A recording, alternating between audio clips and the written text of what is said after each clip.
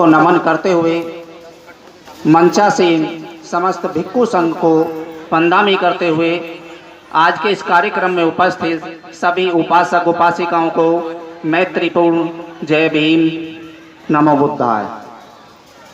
जय भीम, जय भीम, जय भीम। लगना चाहिए कि हम यहाँ बैठे हुए हैं। बहुत देर से शांति के साथ माहौल बना हुआ है। साथियों, एक तो मैं आज की जो महत्वपूर्ण तिथि है उस पर थोड़ा सा सूक्ष्म बात करना चाहूँगा। आज 15 नवंबर का दिन बहुत खास है। एक तो इसलिए कि चौना गांव में श्रद्धे भंते रतन घोष जी का आज 34वां कठिन चीवर समापन समारोह है। एक बात तो इसलिए ये खास दिन हो गया। दूसरा, 15 नवंबर 1956 को आज ही के दिन बाबा साहब ने एक प्रतिनिधि के रूप में जो विश्व का चौथा द बुद्धिस्टों का एक सम्मेलन हुआ था, उसमें बाबा साहब ने कार्ल मार्क्स और बुद्ध पर अपना ओजस्वी भाषण दिया था। ये आज की तिथि इसलिए भी महत्वपूर्ण हो जाती है। आगे अभी जो आज का दिन है और जो दिन गया, मैं थोड़ा सा उस पर बात करना चाहूंगा। कल पूरे दिन व्हाट्सएप पर एक मैसेज वायरल होता रहा, दीपदान उत्सव की बहुत बहुत बधाई। ये दीपदान उत्सव है क्या? कल कई लोगों से बातें हुई, लेकिन कोई उस पर सटीक जवाब देने के लिए तैयार नहीं है। विशेषकर मैं उनकी बात कर रहा हूं जिन्होंने दीपदान का मैसेज वायरल किया था। पहले तो मेरी समझ में यही नहीं आता कि आखिर दीपदान का मतलब क्या है। यदि दोनों को अलग कर दिया जाए, दीप को और दान को, तो बात बन रहे थे। जरा ये देखो सोच करके कि उन्होंने किस किस को दीपदान दिए। जो यहां साथी बैठे हैं, किसी के घर पर कोई दीप लेकर के आया? हाँ जी, के दीप ले लो? नहीं। तो फिर ये दीपदान उत्सव कैसा हो गया? क्या हो सकता है? जितना मैं समझ पाया हूं, मैं अपनी बात कर रहा हूं, बाबा साहब ने कहीं पर भी दीपदान उत्सव के बारे में ना बुद्ध और उनके धम्म में लिखा है, ना अपने कहीं साहित्य में लिखा है, जितना मैंने समझ पाया हूं। तो फिर दीपदान उत्सव का ये चलन कहां से शुरू हो गया? मुझे कुछ ऐसा लग रहा, जो हमारे मिशनरी साथी हैं, जो बौद्धिस्ट हैं, जो परिवार में अकेले बौद्धिस्ट हैं, उनकी पत्नी उनकी बात नहीं मानती, उनका बेटा और बेटी उनकी बात नहीं मानती, उनके परिवार के दूसरे लोग बात नहीं मानते। उन्होंने दीपावली मनाने का एक दूसरा तरीका निकाल लिया, और वो तरीका है कि दीपावली छोड़ो और दीपदान उत्सव मनाओ, अपने परिवार को खुश करने के लिए। जब वहां बौद्धिस्ट लोग गए तो दीपदान उत्सव की बधाई, और जब वहां दूसरी व्यवस्था के लोग पहुंच गए तो दीपावली की बधाई। उनके लिए दोनों काम बढ़िया हो गए। और विशेषकर ये उन लोगों के लिए है, उन लोगों ने चलाया है जो लोग पोस्ट कॉलोनी में रहते हैं, उनके इर्द गिर्द शर्मा जी, गुप्ता जी, वर्मा जी, ठाकुर साहब, तंवर जी, सिसोदिया जी रहते हैं। अब वो आज के दिन, यानी कल जो गया दिन, उस दिन अगर लाइट नहीं जलाते हैं, दीप नहीं जलाते हैं, तो वो उनसे पूछेंगे। और वो वहां पर बने हुए हैं कोई और, तो उनका भेद ना खुल जाए, इसलिए वो इस काम को करना शुरू कर दिया है कि दीपावली के नाम पर दीपदान उत्सव मनाना शुरू कर दो। इस पर जो चर्चा होती रही है, बहुत सारे लोगों ने व्हाट्सएप पे भी भेजा, सब चलता रहा। मैं उस पर ये ज़्यादा कोई टिप्पणी नहीं करना चाहूँगा। मेरा सिर्फ निवेदन एक है कि बौद्धिस्ट हो तो बौद्धिस्ट ही बनकर रहें। उन्होंने सिर्फ एक बात मान ली कि बुद्ध उस दिन आए कपिलवस्तु में और उनके आगमन पर ये सब प्रोपगंडा शुरू हो गया। भैया बौद्धों की और बात भी मान लो।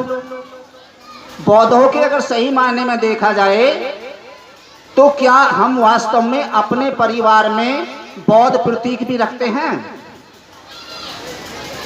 जैसे हमारे घर में बुद्ध और उनका धम्म अनिवार्य रूप से होना चाहिए, हमारे घरों में पंचशील अनिवार्य रूप से होना चाहिए, हमारे घरों में तथागत बुद्ध, बाबा साहेब, सम्राट अशोक और अन्य महापुरुषों की फोटो मेन जगह पर लगी होनी चाहिए।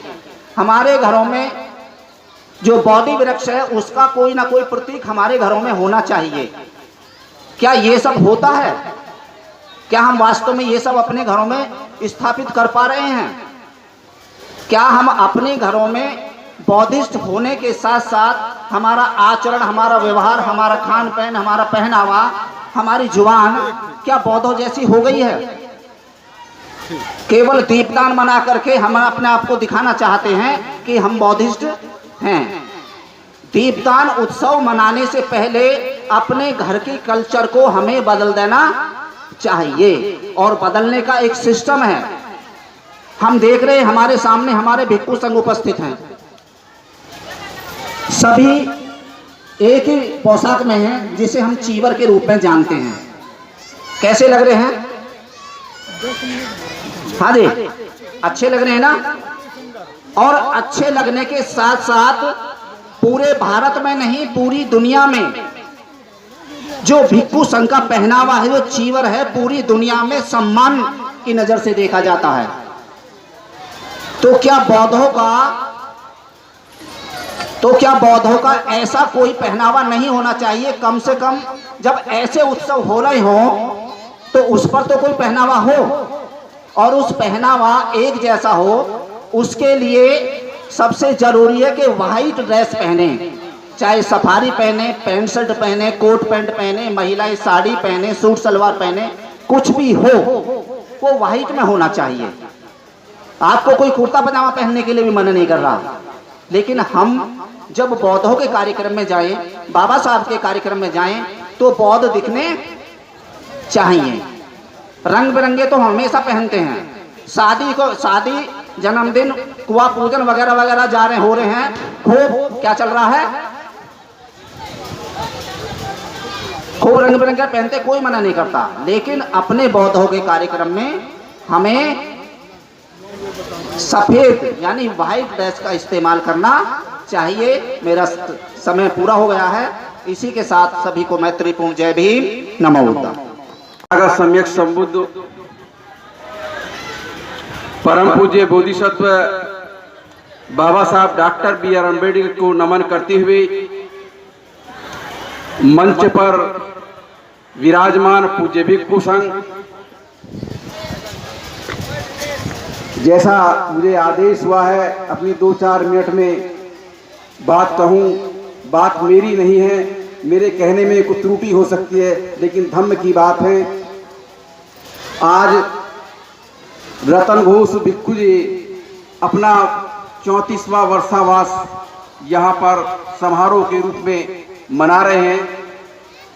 ये वर्षावास की परंपरा भगवान बुद्ध के काल से निरंतर चली आ रही है। आषाढ़ पूर्णिमा से लेकर 3 महीने तक एक स्थान पर बौद्ध भिक्षु रहते हैं।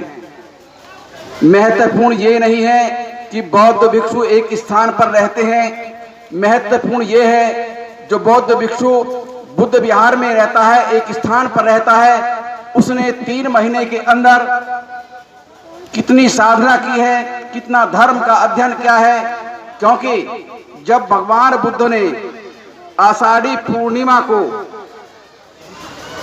भिक्षुओं को कहा था, चरत भिक्षवे चारिकं बहुजन हिताय बहुजन सुखाय लोकानुकंपाय, लोकानुकंपाय बहुजन हिताय भिक्षु जब ही कर सकते हैं जब उनमें ज्ञान और ध्यान हो। तो क्योंकि आज भिक्षुओं का अवसर है, भिक्षुओं को बोलना चाहिए और भिक्षुओं को ही बोलने देना चाहिए। जितने भी हमारे त्योहार हैं या पर्व हैं उन्हें भिक्खुओं को बताना चाहिए। ये 3 महीने में यही करते हैं। अगर हम नहीं कर पाते तो भिक्खु उसमें असफल होते हैं। ये हमारी विचित्र परिस्थिति है। जब हमने भिक्खु जीवन अपनाया है, सारा जीवन ही धर्म के लिए त्याग किया है, तो हम ऐसा क्यों नहीं कर पाते? तो ये बहुत महत्वपूर्ण है। अगर यहाँ पर रतन घोष भिक्खु 3 महीने रहकर वर्षावास किया है, तो चोना गांव के जितने भी पदाधिकारी हैं, बुद्ध में और भगवान बाबा साहब में आस्था रखते हैं, तो रतन घोष भिक्खु से धर्म के बारे में वार्तालाप अवश्य करें।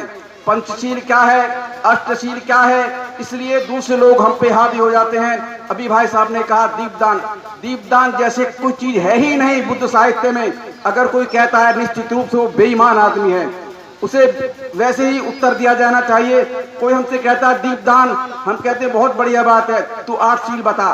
तू भिक्खुओं के 227 नियम है, उसमें से 50 शील बता। भिक्खुओं के 10 नियम होते हैं, उनको बता। उसका मुंह एकदम से बंद हो जाएगा। दीपदान क्या, अगली जन्म की पीढ़ी भूल जाएगा कि मैं आज से दीपदान का नाम लेना छोड़ दूंगा। ये 2-3 साल से ही कुछ लोग ज्यादा पढ़े लिखे हो गए हैं, बाबा साहब की मलाई खाकर जिनके गाल चढ़ गए हैं, मांस चढ़ गया है, चर्बी चढ़ गई है, उनका दिमाग भर्रा गया है। उन्होंने ऐसे ऐसे नाम देकर हमारे छोटे छोटे लोगों को, हमारे गरीब लोगों को भ्रमित करने का काम ये कर रहे हैं। बाबा साहब ने बड़ी मेहनत से 21 साल अध्ययन किया था सभी धर्मों का। ऐसे कौन सा विद्वान है भारत की आज की भूमि पर? एक भी आदमी ऐसा नहीं है जो बाबा साहब की बात को मानता हो। बाबा साहब ने 21 साल तक सभी धर्मों का अध्ययन करके हमें बुद्ध की राह पर चलने के लिए मार्ग प्रशस्त किया था। आज वो ऐसे शहरों में एक कोठी बना दी 100 गज में, वो अपने को बहुत बड़े बौद्ध विद्वान बनते हैं। 2-4 किताब नकल करके लिख दी तो बहुत बड़ा विद्वान बनते हैं। अरे तुम बाबा साहब को उंगली उठा ले, तुम कौन होते हो बाबा साहब पे विश्लेषण करने वाला? तो निश्चित रूप से मान ले, जो बाबा साहब की 22 प्रतिज्ञा में उन्होंने लिखा कि मैं कोई भी ऐसा काम नहीं करूंगा जो ब्राह्मणों के हाथ से होने वाला हो। बाबा साहब ने इशारा कर दिया, हम नहीं समझे तो ये हमारी गलती है, बाबा साहब की गलती नहीं है। आज जो हम यहाँ पर बैठे हैं, हमें ये अधिकार बाबा साहब ने दिया। अगर बाबा साहब की हम नहीं मानते, बाबा साहब की नहीं सुनते, निश्चित रूप से हम बाबा साहब के प्रति तो वफादार है ही नहीं, निश्चित रूप से हम अपने परिवार के, अपनी पत्नी के प्रति भी गद्दार आदमी हैं। हमें जीने का अधिकार नहीं है। तो मेरा निवेदन है कि हमारे जो आज यहाँ पर चौना गांव में रतन घोष भिक्खु या जो भी जहां भी बुद्ध विहार पर कोई भी भिक्खु रहता है, उनसे चर्चा कीजिए। पंचशील क्या है, अष्टशील क्या है, हमारे उपोषशील क्या है।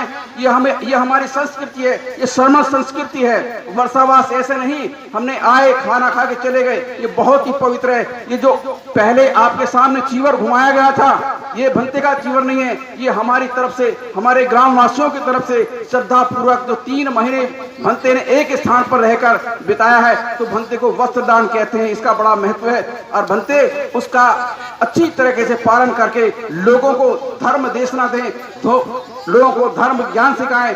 दान की यहाँ कमी नहीं है। दान तो आज भी आपने देखा होगा, जिसके पास गया है अब भी दे रहे हैं, आगे भी देंगे, लेकिन हमारी करने में कमी है क्योंकि समय अभाव है। जैसा मुकेश जी ने कहा, चर्चा तो बहुत है, लेकिन हमारा ये निवेदन है, चोना गांव में जितने भी महिला पुरुष बच्चे आए हैं, विशेषकर भिक्खु गणों से निवेदन करते हुए कि वो सामने निकल के आए। उन्होंने तो घर त्याग दिया, तो अब डर का आएगा। तो ऐसे लोगों से जो इस तरह के अफवाह फैलाते हैं, समाज में भ्रमित करते हैं, यानी कि हम 2 कदम चले वो हमारे कदम को बिठाते चले जा रहे हैं, ऐसे लोगों से सावधान रहें, अलर्ट रहें। वो जो भी त्योहार आता है उनका तो नए नए नाम लेके उसे मनाने का प्रकर्म शुरू कर देते हैं। और जब बुद्ध जयंती आती है, बुद्ध जयंती में इनकी नानी मर जाती है। बाबा साहब की जयंती आती है, एक दीपक तक नहीं जलाते, तो इन्हें कैसे पता लग गया कि दीपदान क्या होता है? ये वो लोग बेईमान लोग हैं जिन्होंने बाबा साहब की मलाई खाकर अच्छे अच्छे पदों पर पहुंच गए। निश्चित रूप से अगर आज नहीं सुधरे तो कल को उन्हें वहीं आना पड़ेगा। मेरी बात नोट करके रख लेना। बाबा साहब ने बड़ी मेहनत की है। नहीं, बाबा साहब भी आज टाटा बिरला की तरह बहुत धनवान होते, तो ऐसे बहुत सारे लोग देश से बहुत सारी संपत्ति इकट्ठा करके चले गए।